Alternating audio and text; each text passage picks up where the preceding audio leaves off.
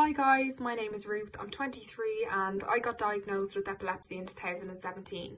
The reason why I've decided to create this video is in hope of offering a sense of support or guidance to someone who may be living with epilepsy themselves, or for a family member or friend who sees this, who knows someone that is living with epilepsy as well.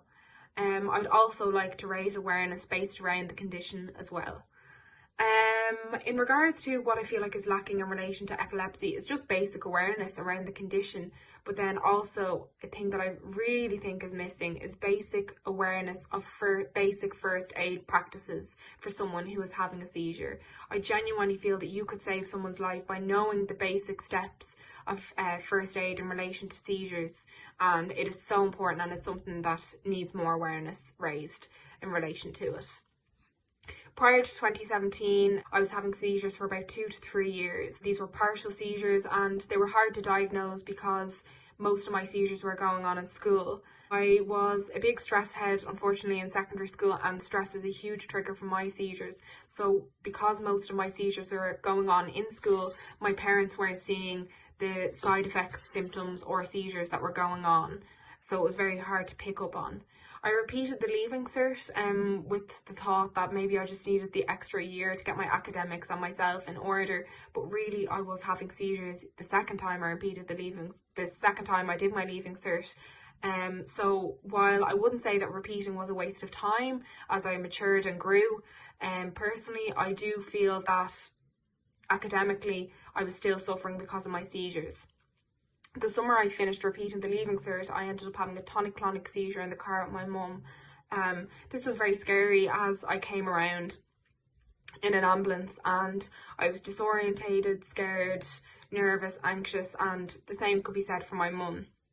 And I was diagnosed with epilepsy a week later in Beaumont Hospital.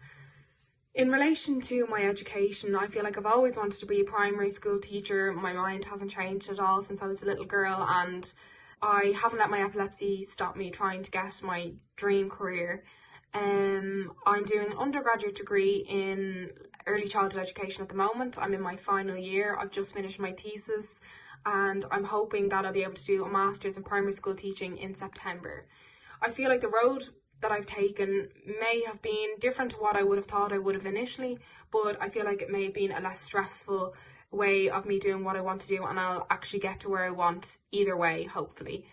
I do feel like for a person that is living with epilepsy, there's many obstacles that are put in front of you, and for me the main obstacle was my education, and I'm trying to just jump over those obstacles and still get to my dream job at the end of the finish line. Other obstacles that I feel are in place for someone who is living with epilepsy is driving. Some people don't know that you have to be a year seizure free in order to drive a car, and for me I've gotten to a stage where I've been almost a year seizure free a few times, and I've had a seizure, it's set me back and I haven't been able to learn how to drive again. And for someone who hasn't learned how to drive, it's upsetting because every young person wants to learn how to drive, so that can be a bit upsetting. But I'm at the stage now where I'm more positive about it, and I feel like when I'm meant to drive, it'll happen.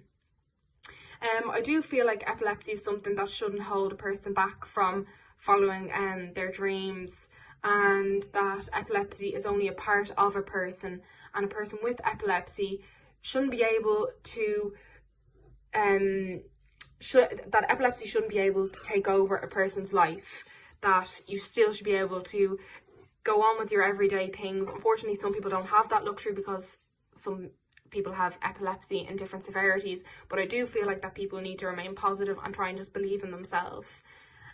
It was at a stage where I thought my seizures were under control, and I thought I was getting to a stage where maybe things were looking that I'd be a year seizure free, but unfortunately as of late I have had a few seizures and it's been difficult, especially under the current circumstances. I think it's hard for anyone, especially with anyone that has long-term illnesses, but and I was quite low at one point, but I'm trying to stay positive at the moment, and I'm trying to go into 2021 thinking that this is my year. Maybe this time next year I'll be able to say I'm a year seizure free, I'm doing my dream job, and maybe I can go about my driving. I definitely would not have got through the last few years without my best friends. They've been a constant support for me, and this is where I'd like to reiterate the first aid. I had a seizure at one point, and my best friend, if she didn't know the basic first aid practices, she saved my life, and there's no other way of putting it. So my best friends have been the best support for me ever, and genuinely kept my head above water. And the same with my family. They've been a constant support for me, and I don't know what I would have done without them.